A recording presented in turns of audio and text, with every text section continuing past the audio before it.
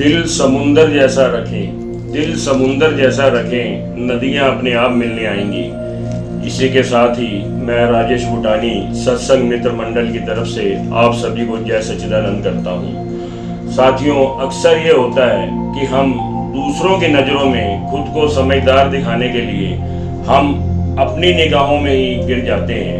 हमेशा जो समझदार बने वो अपनी निगाहों में बने, अपने आप में समझदार बने, अपने लिए समझदार बने, ना कि दूसरों को दिखाने के लिए हमें जीवन में समझदार बनना है। इसको मैं आपको एक दृष्टांत के माध्यम से इस चीज़ को हम समझते हैं। एक छोटा नगर था, उसका एक राजा हुआ करता था और उसी नगर में एक नगर सेठ था जो कि बनिया था। तो राजा को जब भी कोई वित्तीय सहायता या वित्तीय सलाह की जरूरत होती थी तो उसको पता था कि ये जो बनिया है जो सेठ है, ये बहुत ही निपुण है और इसकी सलाह बहुत सटीक होती है। तो वो राजा हमेशा उसको बुला करके उससे सलाह लिया करता था अपने जो नगर के बारे में, या अपने राजकोष को कैसे बढ़ाना है, क्या टैक्स लगाना है, क्या करना है। तो वो बहुत ही अच्छी सलाहें उसको देता था और इस तरह से उनका राज बहुत अच्छा चल रहा था। एक दिन जब वो बनिया बुलाया राजा ने किसी सलाह के लिए, तो राजा उस पर हंसा, बोले तुम तो इतने समझदार हो, लेकिन तुम्हारा जो बेटा है उसको तो ये भी नहीं पता कि सोना ज़्यादा महंगा होता है या चांदी महंगी होती है। उसको सोने और चांदी में फ़र्क ही नहीं पता। और जब उन्होंने राजा ने ये बात कही तो वहाँ बैठे हुए जितने भी बाकी दरबारी थे सब हंसने लग गए। अब बनिए को बहुत ही बुरा लगा। वो जब घर गया तो उसे इतना बुरा लगा, उसने कहा ये कैसे हो सकता है कि मेरा खून है, वो भी मेरा बेटा है, समझदार है, वो जानता था कि समझदार है, लेकिन आज राजा ने मेरा मजाक बना दिया कि बेटे को ये भी नहीं पता कि सोना ज़्यादा महंगा होता है कि चांदी ज़्यादा महंगी होती है। तो उसका बेटा जब स्कूल से वापस आया तो बनिए ने उससे प्रश्न किया कि बेटा आपको ये भी नहीं पता है कि सोना ज़्यादा महंगा होता है कि चांदी ज़्यादा महंगी होती है। तो उस बेटे ने तपाक से उत्तर दिया, पिताजी सोना ज़्यादा महंगा होता है, चांदी कम महंगी होती है, मुझे पता है इस बात का।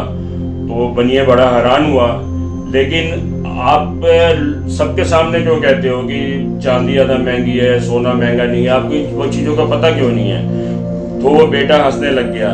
बेटा समझ गया।